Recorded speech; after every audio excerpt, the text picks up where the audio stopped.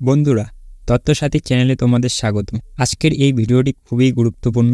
তোমরা অনেকেই আছো যারা পশ্চিমবঙ্গের স্থায়ী বাসিন্দা ও নিম্ন আয়ের পরিবার থেকে বসবাস করো, তবে তোমাদের 18 বছরের উপরে বয়স হয়েছে। এখনো পর্যন্ত তোমরা জানো না কিভাবে তোমরা সরকারি নিম্ন আয়ের প্রকল্প থেকে বঞ্চিত হয়ে আছো, যেখানে সরকার তোমাদের আর্থিক স্থিতি পরিবর্তন করতে বিভিন্ন সুবিধা দিয়ে থাকে জব কার্ডের মাধ্যমে। এই ভিডিওটির মাধ্যমে তোমরা জানতে পারবে কিভাবে তোমরা অনলাইন আবেদন স্ট্যাটাস চেক করতে পারবে যাবতীয় তথ্য।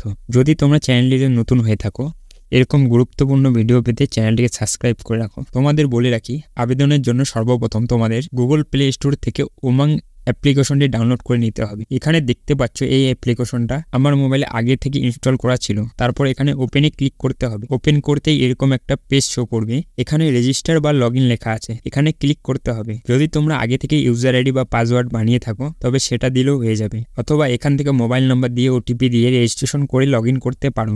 রেজিস্ট্রেশন হ্যাঁ, এখানে ক্লিক করে তোমাদের রেজিস্ট্রেশন করে নিতে হবে। তো এখানে মোবাইল নাম্বারটা বসিয়ে দিচ্ছি এবং ওটিপি দিয়ে লগইন করে নিয়েছি।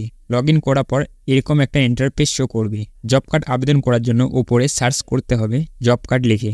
এখানে সার্ভিসগুলো দেখা যাচ্ছে এবং ডান পাশে ডিপার্টমেন্ট লেখাটি উপরে ক্লিক করতে হবে এবং এখানে দেখতে পাচ্ছ মনরেগা লেখা আছে, এর উপরে ক্লিক করতে হবে। ক্লিক করলেই এরকম একটা পেজ খুলে যাবে। তো এখানে জব কার্ডের জন্য অ্যাপ্লাই ফর জব কার্ড এর উপরে ক্লিক করতে হবে। তারপর এরকম একটা পেজ খুলে যাবে। এখানে প্রথমে এখানে জেনারেল ডিটেলস ও অ্যাপ্লিকেশন ডিটেলস এই দুটো ফিল আপ করতে হবে। তো প্রথমে জেনারেল ডিটেলস ফিল আপ করতে হবে। এখানে স্টার মার্ক যেগুলো দেওয়া আছে সেগুলো অবশ্যই ফিল আপ করতে হবে। এখানে প্রথমে তোমাদের বাবার নাম দিতে হবে, অ্যাড্রেস, স্টেট সিলেক্ট করতে হবে, ডিস্ট্রিক্ট, ব্লক, পঞ্চায়েত, ভিলেজ। এরপর সোশ্যাল ক্যাটাগরি সিলেক্ট করতে হবে, name of head of the family, application date যে তারিখে আবেদন করছেন ও রেশন কার্ড নাম্বারটা দিতে হবে এখানে। এরপরে নেক্সট বোতামে ক্লিক করতে হবে।